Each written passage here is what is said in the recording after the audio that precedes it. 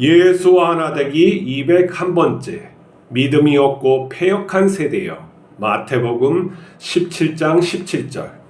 예수께서 대답하여 이르시되 믿음이 없고 패역한 세대여, 내가 얼마나 너희와 함께 있으며 얼마나 너희에게 참으리요. 그를 이리로 데려오라 하시니라. 예수님은 세 제자들을 데리고 높은 산에 올라갔습니다. 그곳에서 몸이 변화되사 모세와 엘리야를 만나십니다. 하나님 아버지는 세 제자에게 예수님이 사랑하는 아들이라고 말씀합니다. 세 제자는 그곳에 있고 싶었지만 예수님께서는 인간을 구원하시기 위해서 산에서 내려가십니다. 그들이 산에서 내려왔을 때 나머지 제자들은 아이에게서 귀신을 쫓아내고 있었지만 귀신은 나가지 않았습니다. 예수님은 모인 사람들과 제자들을 향해 믿음이 없고 패역한 세대라고 꾸짖으시며 귀신을 쫓아내십니다. 제자들이 예수님에게 자신들은 왜 귀신을 못 쫓아냈는지 이유를 물었습니다. 예수님은 너희 믿음이 작다고 합니다. 그럼 큰 믿음은 무엇일까요? 기도하면 될까요? 출애굽 때 모세가 시내산에서 율법을 받고 있을 때 백성은 산 아래에서 우상을 만들어 예배하고 있었습니다. 엘리야가 시내산에서 하나님의 세미한 음성을 듣고 있을 때 백성은 이세벨이 두려워 떨고 있었습니다. 예수님께서 높은 산에서 하나님 아버지의 뜻을 듣고 계실 때 제자들은 자기 믿음으로 귀신을 쫓아내고 있었습니다. 시내산과 변화산이 겹치고 있습니다. 성경은 시내산의 하나님이 변화산의 하나님과 하나라고 말씀하고 있습니다. 우리는 예수님이 하나님인 것을 믿어야 합니다. 예수님이 하나님의 아들이라고 해서 작게 생각하면 안 됩니다. 예수님은 전능한 하나님입니다. 큰 믿음은 예수님을 하나님으로 아는 것입니다. 내가 예수님으로 인해 하나님 아버지의 친자녀가 됐다는 것을 믿는 것입니다. 예수님께서 높은 산에 올라가 변화되사 모세와 엘리야를 만나셨습니다. 엘리야와 모세는 구약의 대표적인 선지자로서 예수님의 그 사역을 어떻게 죽으실지 이런 것들을 갖다가 알려준 것 같아요. 자, 근데 제자들은 밑에서 열심히 귀신을 쫓고 있었나 봐요. 근데 그게 잘 되지가 않아요. 이게 왜 되지 않을까? 예수님이 저번에는 전도를 하라고 해가지고 귀신을 쫓는 그런 능력도 주시고 해서 막 했는데 갑자기 그 능력이 사라졌어요. 되지가 않아요. 왜 그러지? 이게 무슨 일이지 해서 그들이 열심히 한 것 같아요. 근데 그게 잘 되지 않는 것이죠. 믿음이 하나님을 향한, 예수님을 향한 온전한 믿음이 아니라 자기 의가 나오는 믿음인 것 같아요. 자기 믿음하고 하나님을 향한 믿음하고는 굉장히 다른 것이죠. 내가 중심이 되어, 내가 주인공이 되어서 귀신을 한번 쫓아보겠다, 병을 고쳐보겠다 하는 그런 마음이 도사리고 있었던 것이죠. 자, 모세 시대에도 시내산에서 모세가 율법을 받고 있을 때 밑에서는 백성들이 모세가 없어지니까 인도자가 없다. 우리를 인도할 신을 만들자 해서 황금으로 송아지를 만들어서 제사를 지내고 있었어요. 눈에 보이는 신을 그들은 원했던 것이죠. 모세를 신처럼 여겼던 그 사람들이 그러한 행동을 한 것이죠. 또 어떻습니까? 이세벨에게 두려워서 도망간 엘리야는 어떻습니까? 엘리야가 그렇게 하나님을 또 원망하며 있을 때 그렇게 하나님을 만났죠.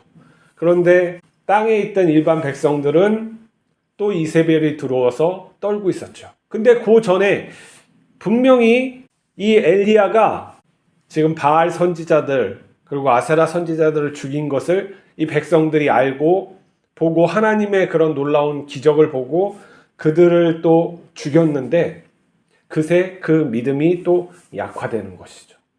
왜 우리는 이런 어떤 보이는 증거가 있으면 하나님을 믿습니다 하고 이렇게 하는데 금세 내 마음은 거기에서 또 떨어져 나가서 하나님이 있는지 없는지 이렇게 살고 있을까요? 자, 하나님하고 우리는 분명히 동행을 하면서 살고 있다고 하는데 이 믿음은 항상 우리에게 충만하지 못하고 있는 것 같을 때가 있고 없는 것 같을 때가 있고 이런 변동이 왜 일어나고 있을까요? 그거는 우리 마음이 하나님과 살아가는 그 방법대로 살지 않고 세상이 살아가는 또 루틴대로 세상이 원하는 그 루틴대로 이 생각이 싹 전이가 되는 거예요. 그러니까 우리가 믿음으로 사는 시간하고 세상 안에서 그 룰로 살아가는 시간이 이게 다른 거죠. 내 생각 속에서 이 지내는 이게 하나로 통일되지가 않고 하나님 안에서 완전한 하나의 믿는 자아가 형성되지 않고 이 자아가 어쩔 때 이 환경에서 하면은 교회에 딱 갔을 때는 믿음 체계가 딱 와서 그 시스템으로 움직이는 것 같고 저 바깥에서 세상 속에서 묻어 살고 사람들하고 커피 마시고 놀고 또 사회에 일하고 할 땐 그 패턴으로 돌아가고 그러니까 이 완전히 따로따로 살아가는 것이죠. 그래서 우리는 믿음이 있는 것 같기도 하고 없는 것 같기도 하고 없는 것 같기도 하고 있는 것 같고 내 생각의 패턴에 따라서 내가 믿음이 왔다 갔다 하는 거죠. 하나님 보시기에는 어떤 거예요? 음란하다. 바알과 아세라를 섬기는 거, 하나님과 아세라를 섬기는 거하고 똑같다. 그 음란하는 거. 두 마음을 품고 살아가는 게 음란하다고 하는 거예요. 그렇지 않기 위해서는 내가 세상 것에 대해서 완전한 단절이 있어야 되는데 그렇지 못하잖아요. 만나는 사람들이 다 세상적이고 거기에서 즐거움을 얻고 어떤 세상의 문화에서 내가 즐거움을 얻는 시간만큼 난 세상의 그런 패턴에 젖어서 뇌를 갖다가 활용을 하고 있는 거예요. 그런데 어떻게 하나님과의 동행하는 삶이 제대로 이루어지겠습니까? 세상이 주는 그 아이템 얼마나 즐겁지 않습니까? 유튜브에서 신나게 떠들어줘. 그 연예인들이 또 재밌게 해서 그 시간 그리고 또 방송에서 이러한 경제학 이야기 또 저 뉴스에선 그 시간이 우리 머릿속에 들어오면 어떻게 할까? 그 회로를 형성하는 거예요. 우리 뇌는 신경들이 가소성이 있는 거예요. 가소성, 가변차로처럼 이 차로가 내가 어떤 것에 많이 달리면 그 차로가 확대되고 안 다니면 그 차로가 좁아지는 가소성이 머리에 있어요. 그래서 내가 어떤 것에 집중하고 어떤 것을 갖다 더 마음에 뿌리를 내리고 하면은 그쪽 길이 확장되고 그렇지 못한 것은 좁아지게 돼 있어요.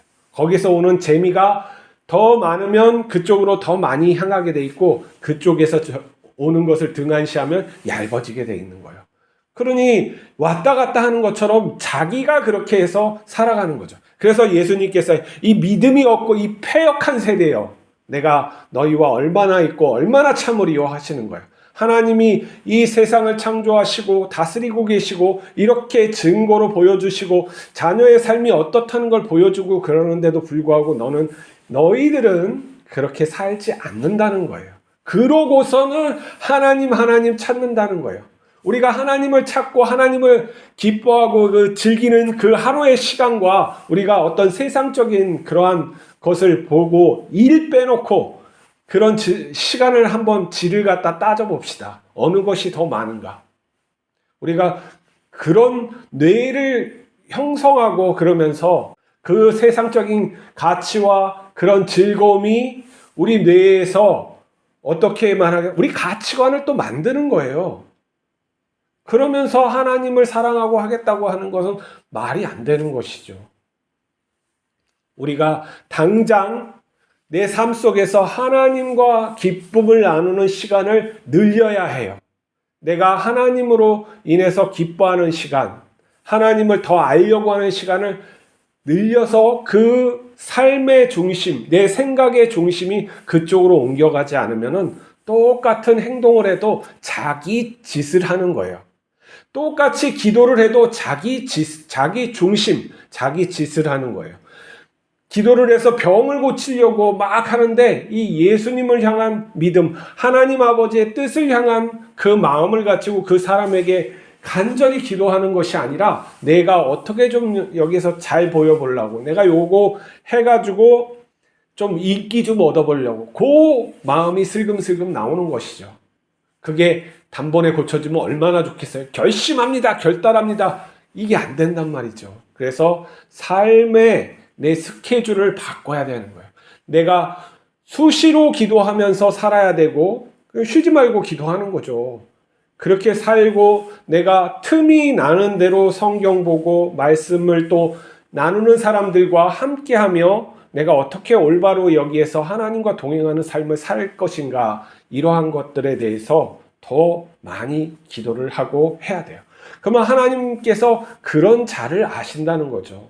그러한 마음을 품고 살아가는 자를 아시고 그와 함께 하시고 그의 삶을 형통하게 하신다는 거예요.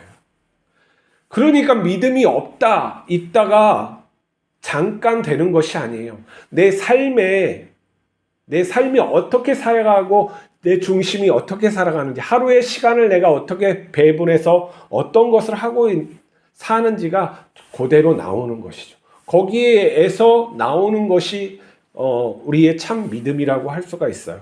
교회에 앉아가지고 설교 들을 때, 찬양할 때, 특히 뭐 감정적으로 이렇게 이렇게 좀 뭔가 일으켜주면은 그게 믿음인 줄 알고 눈물 짜고 이런 거, 이거 믿음 하나도 아니에요. 아무리 눈물로도 천국 못 가는 거예요. 믿음이라는 건 내가 하나님 앞에 어떻게 지금 관계하고 살아가는 것이지, 내가 예수님 믿습니다 하고 내 삶은 그런 거하고 아무런 관계가 없다면 믿음이 없는 것입니다. 예수님은 지금 산에서 좋은 소리를 듣고 오신 게 아니에요. 십자가를 져야 된다는 이야기를 듣고 오셨단 말이에요. 예수님의 마음은 모두 만정 우리가 어떤 내 중심으로 그러한 삶을 살아가는 것은 잘못된 것이죠. 우리가 그렇다고 뭐 슬픈 마음을 가지고 살아가라는 건 아니죠. 우리가 하나님과 동행하고 그 기쁜 마음으로 들어가는, 예수님께서는 성령으로 기뻐하시면서 사역을 하셨단 말이죠. 우리도 성령이 주시는 그 기쁨으로 살아갈 수가 있어요. 우리 시간을 거기에 더 많이 써요. 유튜브 보더라도 찬양을 같이 조용히 따라 부르는 것들을 많이 하고, 설교도 좀 더 좋은 목사님들 찾아서 좀 듣고, 그리고 생각을 하고, 그런 시간을 갖다가 늘려야지 우리의 회로가 하나님을 향하게 돼 있어요. 자, 우리 하나님을 더 깊이 알고 따라갑시다. 기도하시겠습니다. 거룩하신 하나님 아버지, 우리의 믿음이 내 중심으로 형성되지 않게 하여 주시고 하나님이 주시는 은혜와 예수 그리스도의 삶으로 형성될 수 있도록 인도하여 주시옵소서. 우리의 생각을 다시금 정립할 수 있도록 은혜를 내려주시옵시고 우리를 버리지 마시옵고 새롭게 만들어서 하나님의 삶에, 하나님의 영광에 참여하게 복을 주시옵소서. 우리 주 예수 그리스도의 이름으로 기도하옵나이다. 아멘.